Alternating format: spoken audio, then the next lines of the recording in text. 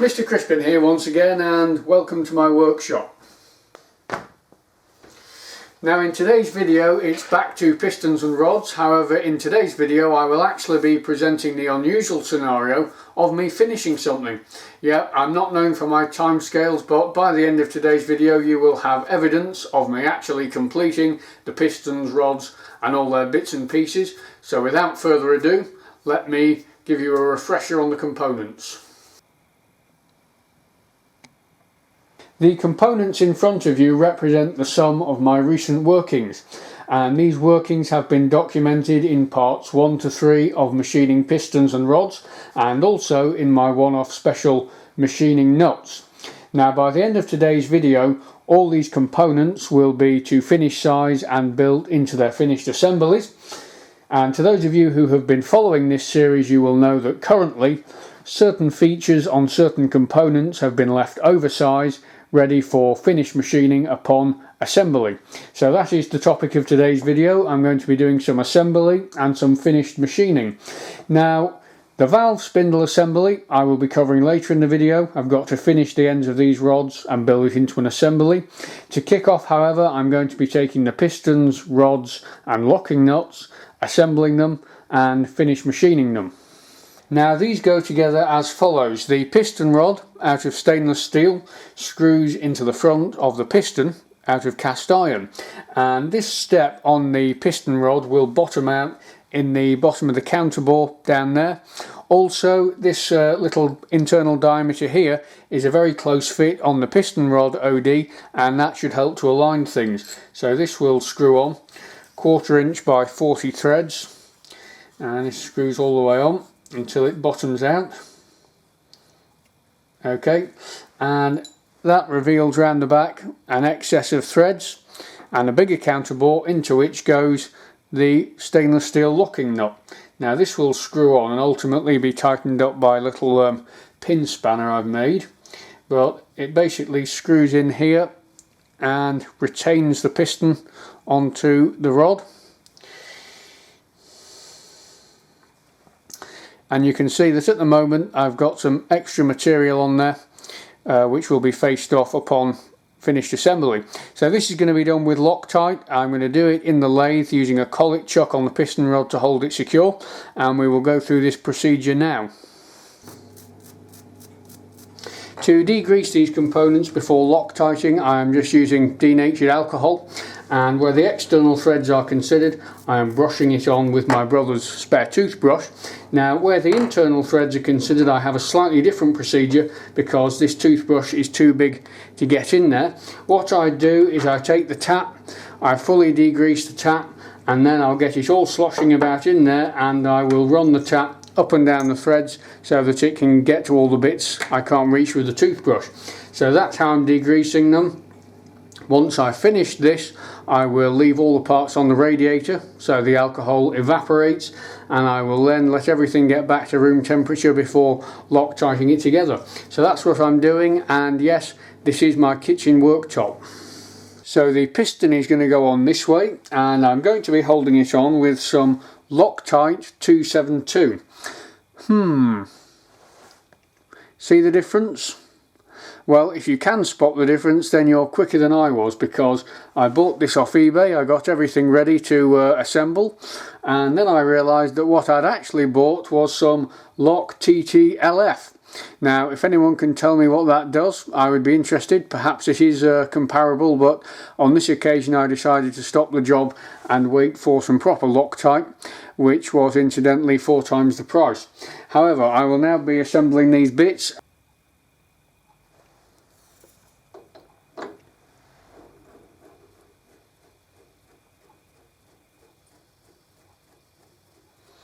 I think I'll wind it all the way on, and then I'll wind it off a little bit a few times just to check it's all spreaded around nicely. Give it a touch more, and then on goes the knot.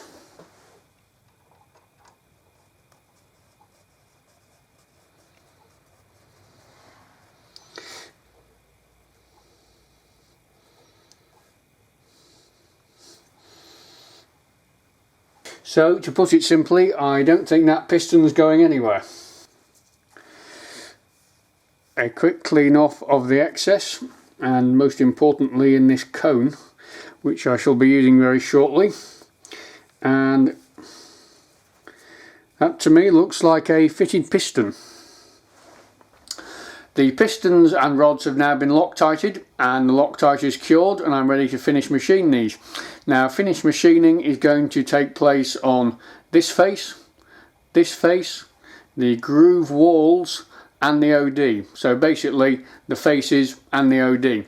Now there's quite a bit to this, so I'm going to do it one step at a time with you as I go through the operations. Now, a few little things before I start. First of all, you'll notice here on the end that where I've drilled this cone and where I've machined it down for the thread clearance diameter, I'm getting very close to leaving a knife edge on this end. Now, that's not strictly a problem, however it's something to keep a close eye on, because when you reduce this wall thickness down to, say, a knife edge or something similar, it becomes very easily damaged. And if you were to bump this on something or drop it without realising, it will leave a little flat or a ding on this edge, and that will have quite disastrous consequences for the way in which this cone mates with its matching centre, and the effect will be that it's thrown off line. So just something to bear in mind. It's not really a problem doing one or two offs in your own workshop, but in a mass production environment it's things like that that can quite quickly lead to process variation. So let me show you an alternative. Here are three sketches representing the cross-section of various cone arrangements. Now, all of these represent the cone in the end of a diameter, and number one here is what I've just tried to explain to you. The cone has been drilled deep enough such that it makes a knife edge in cross-section. There is very little strength here on the corner, and you can see that if anything were to bump this, it would curl the corner inwards, and that would have quite a serious consequence for the mating cone, in that the alignments would be thrown out. Now, option 2 is an improvement on that.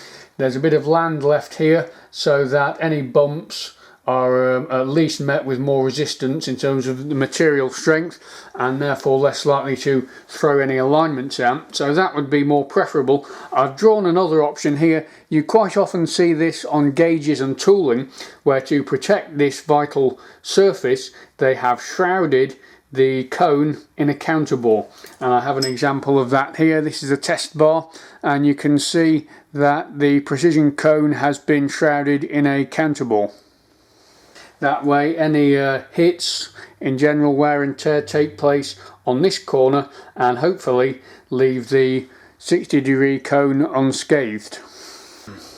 Okay, so one other thing. I've been getting comments from people saying, Mr. Crispin, why are you not oiling your headstock? Well, as you can see, there is actually oil in there. Now, why is it not full? Now, this is what you call a total loss lubrication system. I set it so that it drips about once every 30 seconds, and as long as this is in position it just keeps dripping. Now, in the 9 years I have owned this lathe, I have only remembered to switch this off when I'm finished once.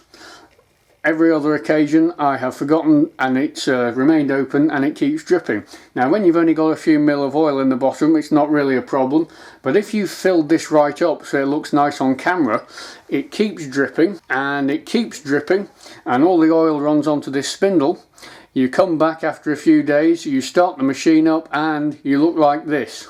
Yes, well, at least I know the lubrication system is working.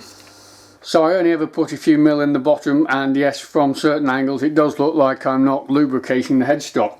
Well, on with the machining, and here goes. I am first of all reinstalling the drive dog that I made, and I'm going to tighten this up with some care not to overdo it and risk distorting that centre. If you were really chasing precision, you'd be quite worried about that screw distorting the centre, but I've set it back a little bit, and I'm going to tighten it fairly lightly.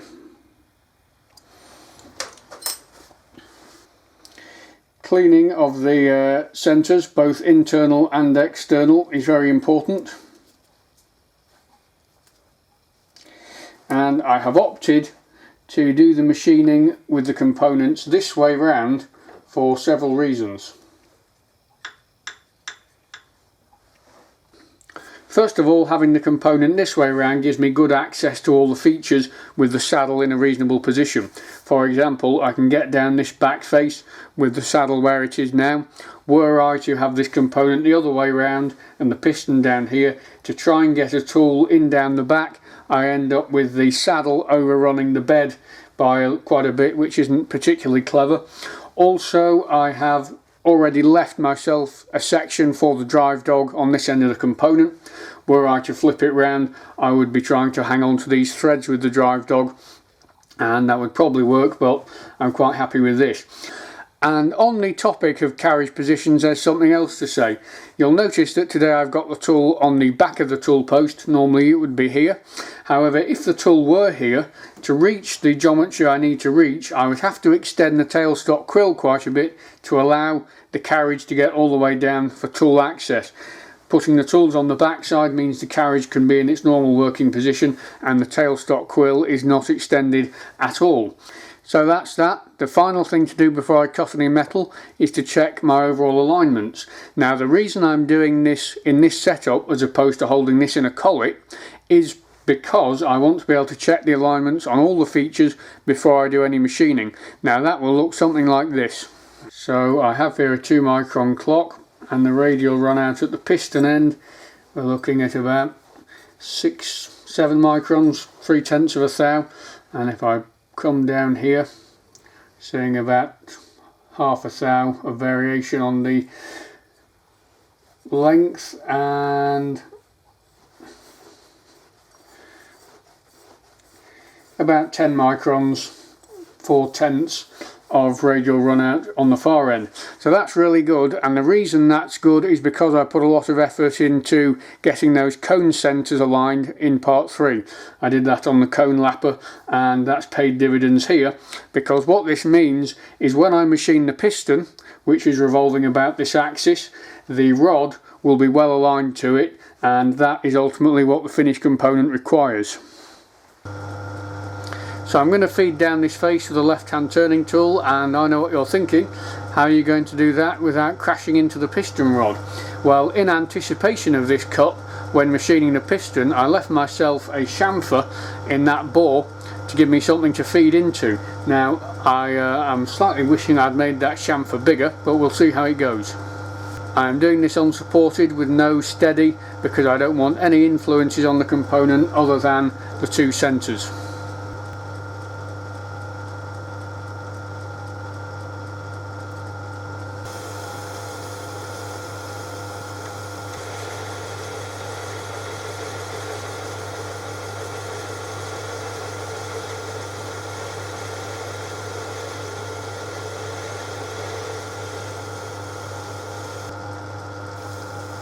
Finished cut now, 1 thou in depth. That's it. So not only have I machined that face, I have also established my machining datum. So the machining datum is the centre of the piece and also this face. I can now use this face for all my longitudinal measurements on the rest of the machining. I am going to next take the piston to its overall width. I have now got a right hand tool installed, and I'm going to machine everything down into the thread diameter, and I'll show you how I get rid of that later. A bit of cutting oil required for the stainless steel nut. Cast iron really requires no lubrication as it has a lot of free graphite in it.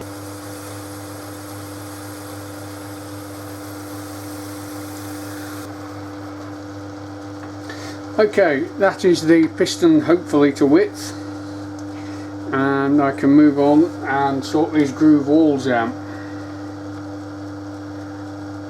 Okay, so I'm going to check the groove position with a disc mic, and I'm going to be checking the groove width from there with a slip gauge. Now, when I machine these groove walls, I don't want to come into contact with the groove bottom, not because I have anything against it, but because I think it could cause some chatter. Machining between centres, if the bottom of that tool comes into contact with the bottom of the groove, I think it would vibrate, and because the bottom of the groove is clearance geometry anyway, it doesn't matter if these groove walls don't blend perfectly in the corners, so I'm going to steer clear of the groove bottom and just machine these sides. So I've touched onto a piece of paper that's approximately 1/4 thou in thickness, and I'm zeroing the cross slide hand wheel so that when I feed up to 0 I don't run the risk of touching the groove bottom.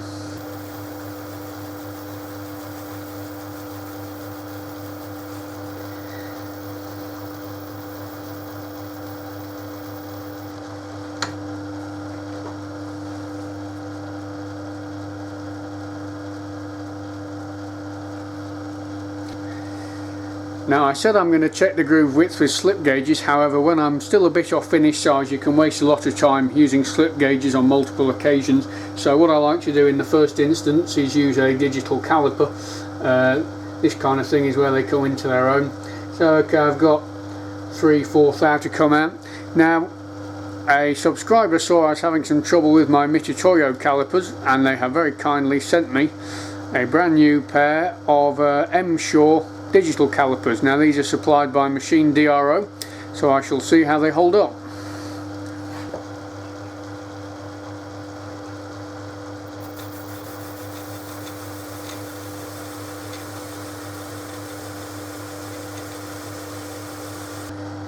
Okay, so I have machined that to a nice sliding fit with a 0.125 slip gauge.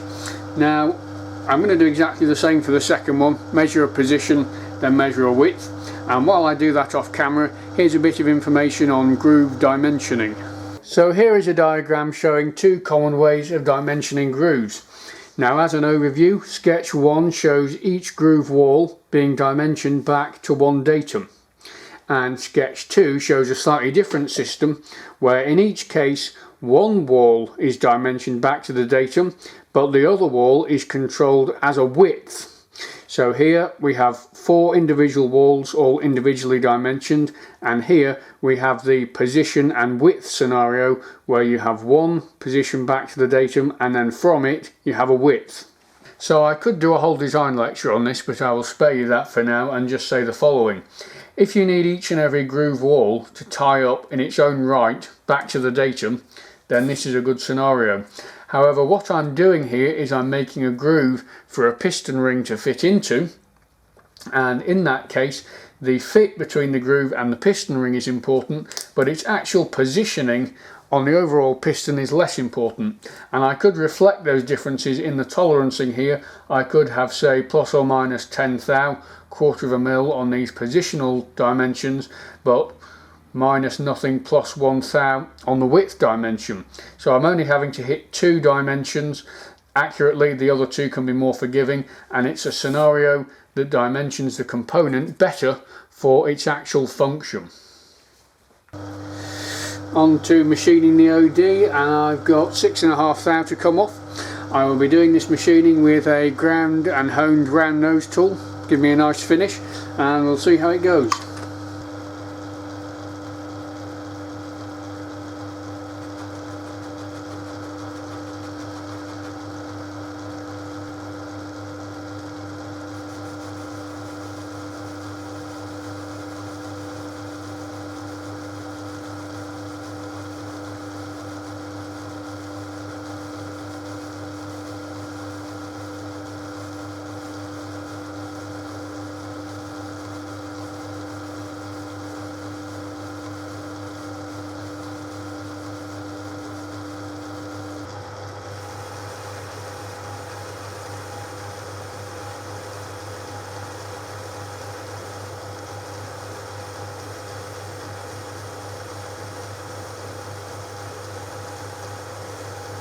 I have taken a few cuts and I have just under 1 thou to come off. So I'm going to deburr these edges now, break the edges with a needle file and then take the finished cut.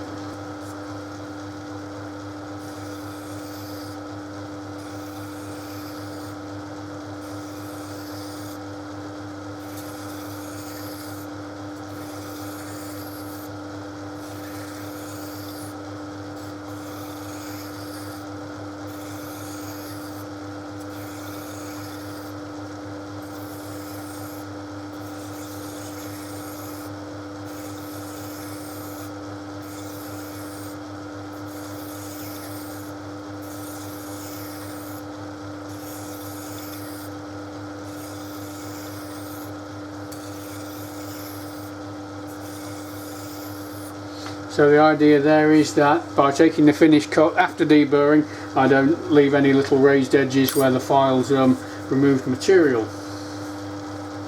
Finish cut taken, and that is done.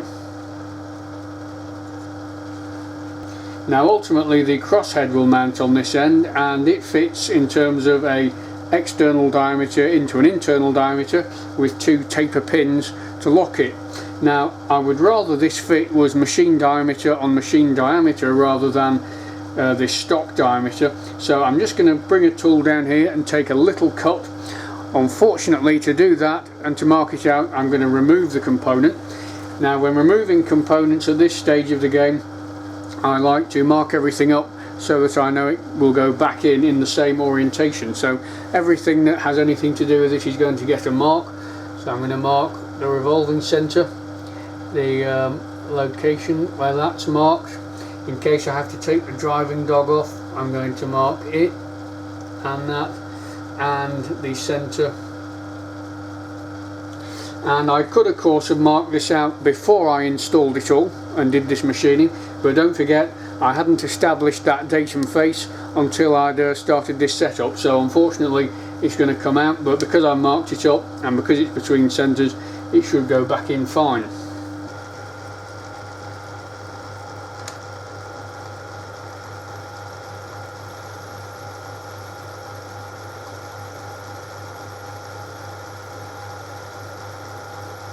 Okay, now we are getting somewhere. Starting to look like a piston and a rod. I'm now going to do exactly the same to the other one off camera, and then we will reconvene to finish the ends. I now have 2 pistons, and all that remains is to sort the ends out. Now this end doesn't present much difficulty, and you'll see how I do that shortly, but this end could land you in a bit of a pickle if you did things in the wrong order. You could always, worst case scenario, just hold this in a milling vise and face the end off, but I'm actually going to do it in the lathe. And to do it in the lathe, you'll see I've put the collet chuck back on. I'm going to hold that thread that's protruding on the end in the collet and steady this end with a tailstock. Now I'll set that up and clamp it up nice and tight, remembering to leave a bit of clearance between the nut face and the back of the piston. This nut face is not accurate and you don't want the piston being pressed against it, but I'll set that up like that, and then I will bring the fingers of the steady up to the rod, lock everything up, and then I'll get rid of the tailstock. That will leave me with the collet holding the piston, the steady guiding the rod, and I will then be able to come in, turn this end down, face it off and chamfer it.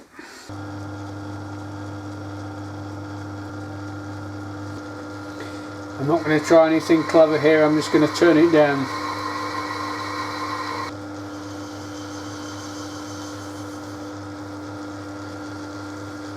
The other end of the rod is not challenging.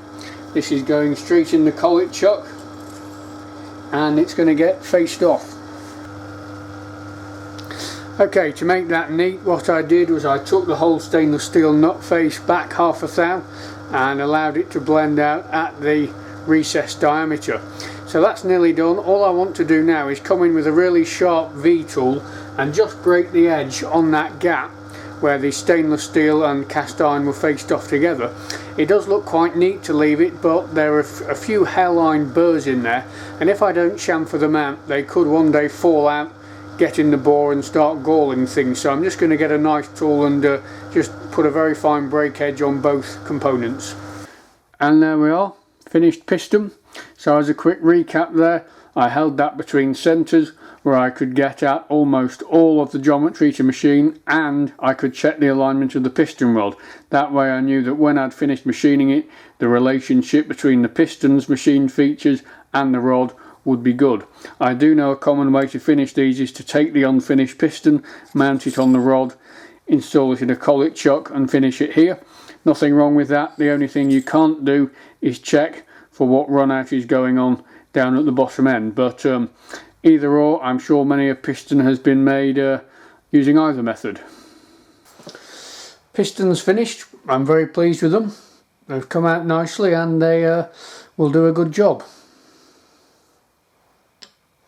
With the pistons complete, I will now turn my attention to the finishing of these valve rods, and the dedicated viewer may recognise this sketch from an earlier part, and basically what it shows is that these components are over length currently. These light green sections were left on for work holding, and they can now be taken off. Now, I also mentioned when I showed this diagram that the longitudinal positions of a lot of these features are not very crucial, and that is the case, and I'll explain why when I come to do the finished assembly. But with these longitudinal features not being crucial, a perfectly adequate way of marking and machining them is to work to a scribed line. So I will mark out some scribed lines for these finished end faces, and I'll go and machine them on the lathe. So my setup for doing this is as follows. I've got a magnetic V-block, and stuck in that magnetic V-block is a little mild steel centre. That centre mates nicely with the cone in the end of the rod, and the diameter of this little centre is approximately the same as the thread, so it holds it nicely. And what I'm going to do is I'm going to bring the height gauge over, and using some feel and some 24-year-old's eyesight, I'm going to set the blade to a datum feature, and then from that I'm going to determine the end positions of my rods. Now, as I mentioned, this isn't a hugely accurate way, but for the purposes it's speedy and it's highly adequate.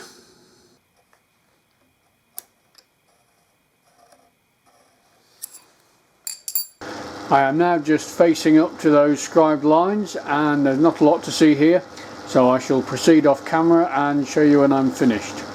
Turning is finished, and I have one little job left to do. Now, some of you may have seen this before. This is the assembly drawing of the cylinder blocks, and you'll notice that this end of the rod is actually running in a bore. Now, it's a turn diameter in what will be a reamed hole, and with plenty of lubricant about, the chances are I'm going to get an airlock in that bore, and that could interfere with the free running of the components. So to alleviate this, I have got one rod in the vise, and I'm going to use a little needle file and give myself a flat which should allow any air or oil to escape as it's running. I'm using a draw filing motion, and this is going to be a very small flat. So here are all the parts. Now, I'll spare you the full design and assembly lecture for now, but basically 2 nuts screw all the way down to the secondary section. Then the bobbin goes on, and note how that's got a lot of clearance in there. The whole idea of this is the 2 ends of the cylinder guide the rod, and the bobbin is free to align itself to the bore. A further 2 nuts then go on, and the finished article looks like that. So the rod aligns itself in the block, the bobbin aligns itself in the bore, and the longitudinal positioning of this bobbin is set by means of these lock nuts, and that is how you set the timing on this piston valve locomotive. 2 pistons and 2 valve bobbins with their rods and nuts ready to see service in the cylinder blocks. So that's that. Season's greetings, Happy New Year, and pistons to you too. I've enjoyed this year's worth of filming. I think I've managed 12 or 14 videos, and we'll see next year, maybe I'll get that up to say 20, but quantity has never been my priority. Thank you for those who've watched, and my first video in the new year will be machining piston rings. They'll be traditional cast iron rings, and I have a special plan for documenting the manufacture of those. So I hope you found this interesting. Thank you for watching, and see you on the next video.